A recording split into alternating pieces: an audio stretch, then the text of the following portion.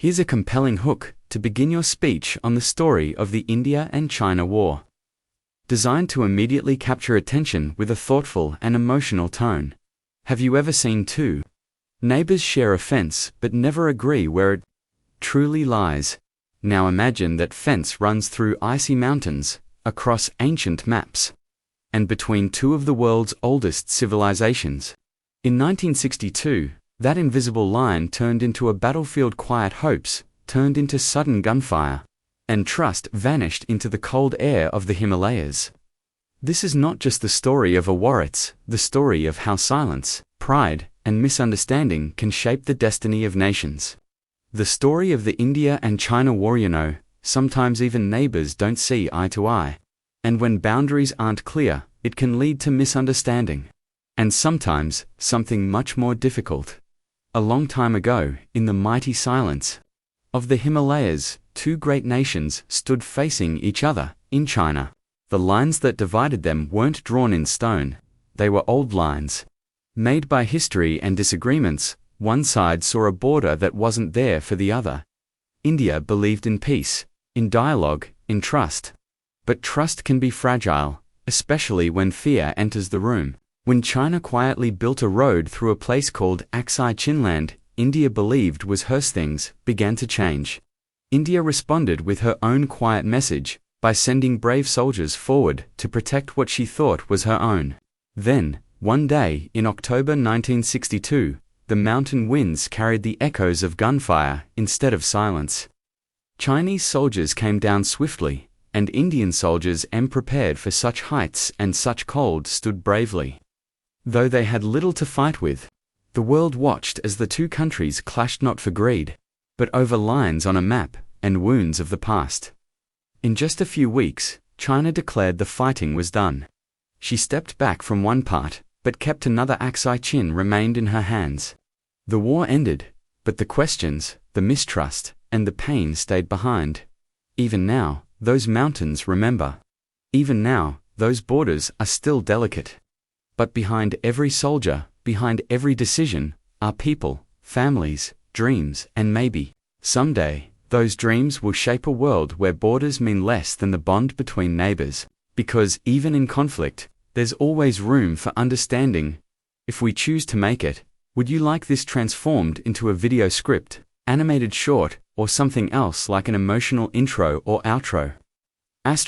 The India-China War of 1962 was deeply rooted in a long-standing border dispute that had its origins in colonial-era maps and differing interpretations of boundaries. After gaining independence in 1947, India inherited the borders drawn by the British, including the McMahon Line in the east, which separated India's Arunachal Pradesh, then called the Northeast Frontier Agency, from Tibet. China, however, never accepted this line, claiming it was imposed unfairly by the British on a weakened Tibet. In 1914, in the western sector, particularly in the high-altitude region of Aksai Chin, there was even more ambiguity.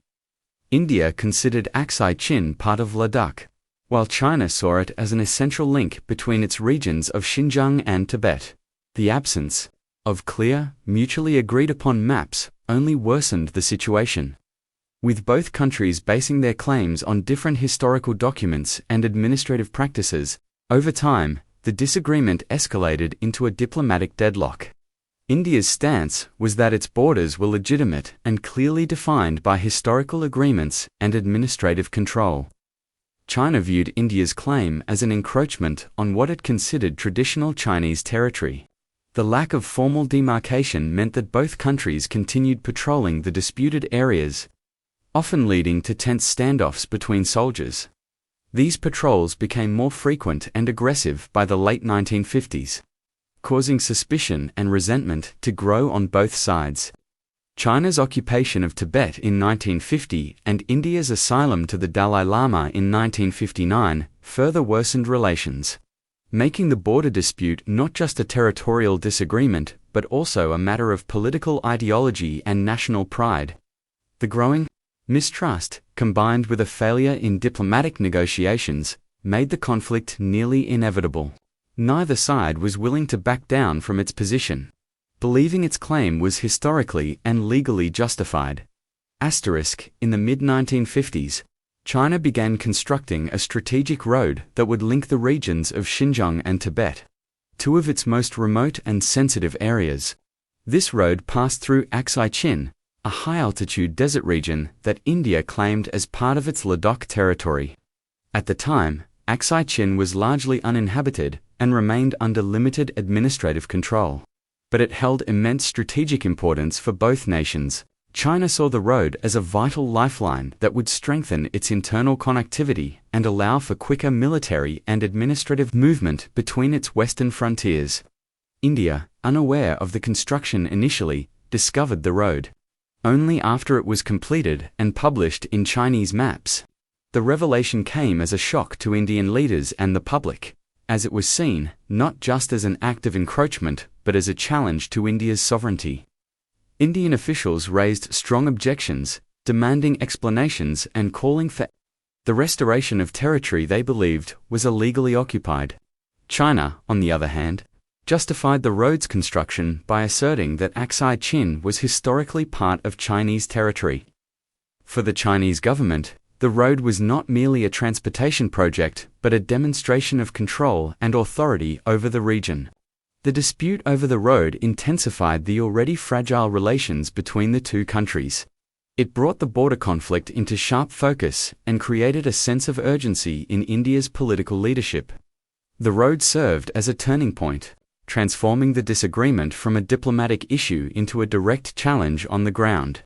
It heightened nationalistic sentiments on both sides and sowed seeds of suspicion that would influence every future interaction.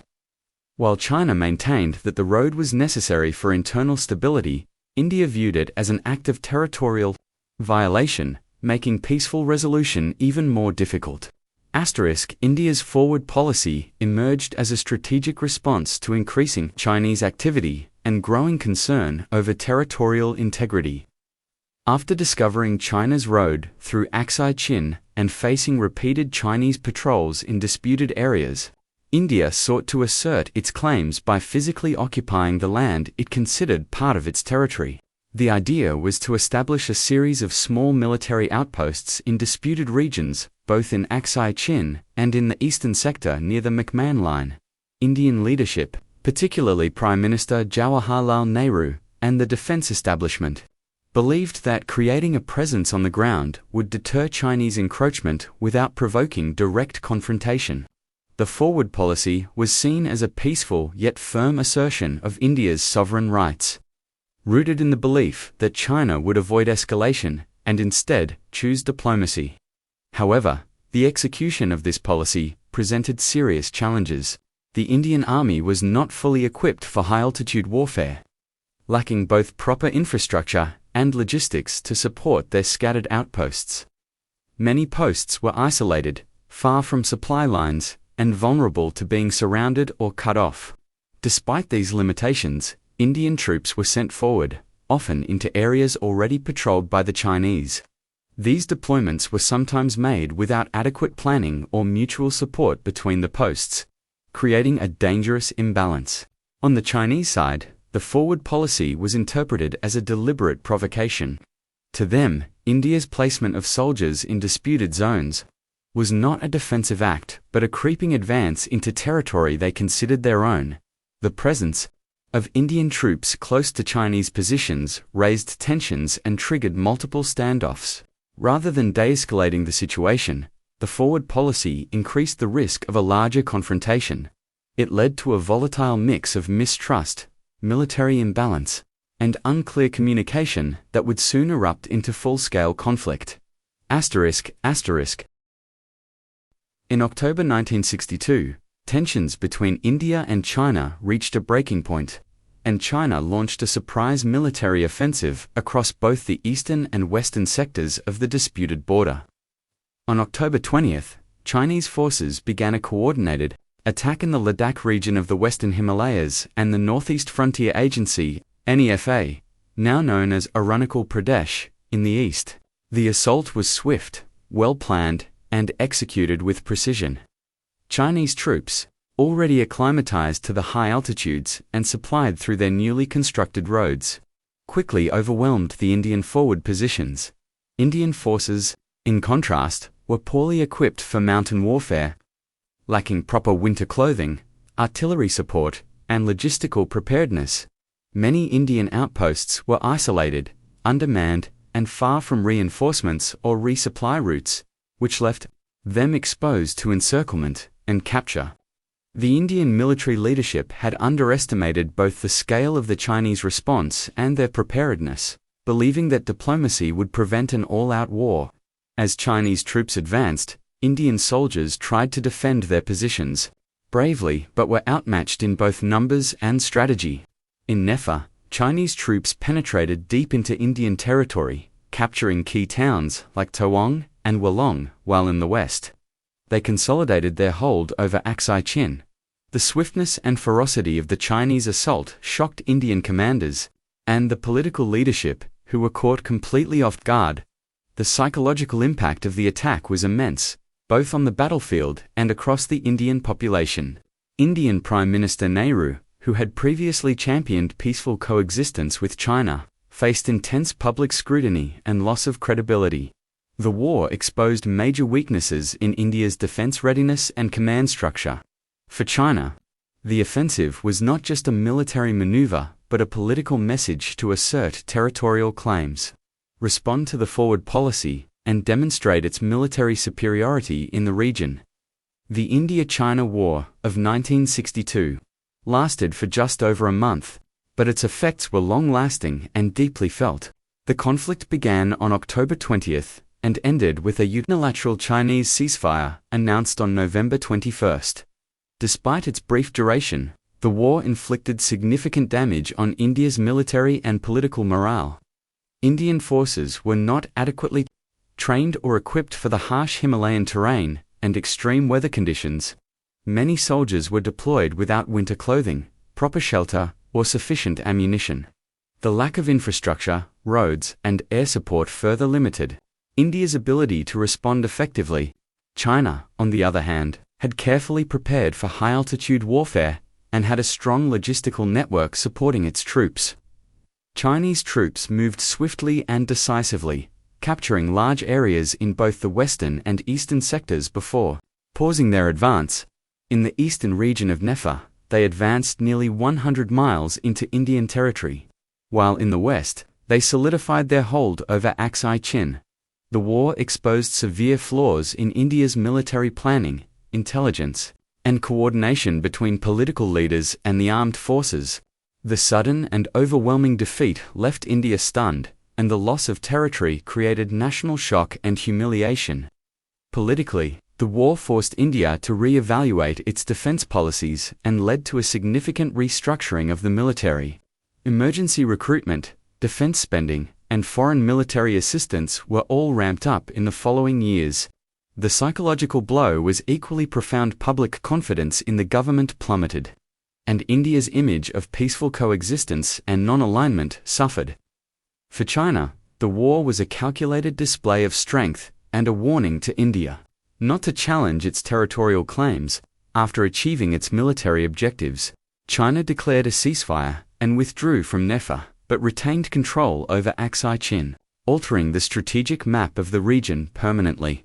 After a month of intense fighting, China declared a unilateral ceasefire on November 21, 1962, and announced its decision to withdraw from the eastern sector, the Northeast Frontier Agency, Nefa, which is now Arunachal Pradesh. However, in the western sector, particularly in Aksai Chin, Chinese forces maintained their positions and consolidated their control. This outcome created a new status quo along the line of actual control, a de facto border that remains disputed. To this day, the ceasefire came as suddenly as the attack had begun, leaving India shocked and confused. Many in the Indian leadership believed that China could have continued its advance deeper into Indian territory, even capturing key cities in the northeast, but the Chinese leadership chose to step back after making their point. This decision allowed them to keep the strategically important Aksai Chin region while appearing to take a morally superior stance by offering to pull back without demanding concessions. For India, the war's legacy was one of humiliation and deep national introspection. The defeat triggered major changes in India's defense strategy, including the modernization of the armed forces, increased defense spending, and stronger infrastructure development along the border. It also led to a shift in foreign policy, pushing India to seek military assistance from countries like the United States and the Soviet Union. On the diplomatic front, relations between India and China remained frozen for decades, with little progress made on resolving the core boundary dispute. The mistrust sown during the war lingered for generations, shaping public opinion, military planning, and political rhetoric on both sides. Border standoffs and skirmishes continued in the following years, reinforcing the unresolved nature of the conflict. The 1962 war thus became a permanent marker in the geopolitics of South Asia, leaving behind a legacy of caution, competition, and unresolved tension. Here is the conclusion of the entire speech on the story of the India and China War, written in a calm, reflective tone to match the overall style. So when we look back at the story of the India and China War, it's more than just a tale of soldiers and borders. It's a story of misunderstanding, of decisions made in silence, of trust broken by fear, and of pride wounded by surprise. It reminds us how fragile peace can be when communication fades and history is left unsettled. Though the war was brief, its echoes still linger in the cold winds of the mountains and in the cautious eyes of two great nations that once stood across a line drawn in disagreement. And perhaps, in remembering this story not just through maps and battles, but through the human cost, we can begin to imagine a future shaped less by conflict and more by understanding. Asterisk.